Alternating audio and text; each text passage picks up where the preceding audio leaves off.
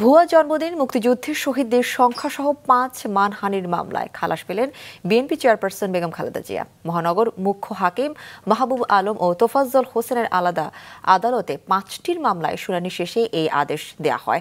খালেদা জিয়ার আইনজীবী মাসুদ আহমেদ তালুকদার গণমাধ্যমে এই তথ্য জানান। ভুয়া জন্মদিন পালনের অভিযোগে বিএনপি চেয়ারপারসন খালেদা জিয়ার বিরুদ্ধে ২০১৬ সালের ৩০ আগস্ট ঢাকা সাংবাদিক ইউনিয়নের সাবেক যুগ্ম সাধারণ সম্পাদক গাজী জহিরুল ইসলাম মামলা করেন। একই অভিযোগে আরেকটি মামলা করেন জননেত্রী পরিষদের সভাপতি প্রয়াত এবি সিদ্দিকী। তিনি ২০১৫ সালের ২১ ডিসেম্বর মুক্তিযুদ্ধে শহীদদের সংখ্যা নিয়ে বেগম জিয়া দেয়া একটি বক্তব্যকে কটূক্তির অভিযোগ এনে আরও ৩টি মামলা করেন। এসব মামলায় আজ খালাস পেলেন খালেদা জিয়া। বিএনপি চেয়ারপারসনের বিরুদ্ধে গেল ১৭ বছরে দেশের বিভিন্ন স্থানে ৩৭টি মামলা করা হয়।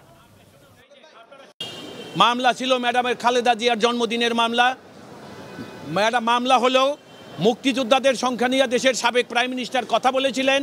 তিনি বলেছিলেন যে যারা শহীদ মুক্তিযোদ্ধা তাদের পরিবারের দিকে আমাদের খেয়াল রাখতে হবে, তাদের তালিকা করা অত্যন্ত জরুরি, জাতি তার কাছে ঋণী।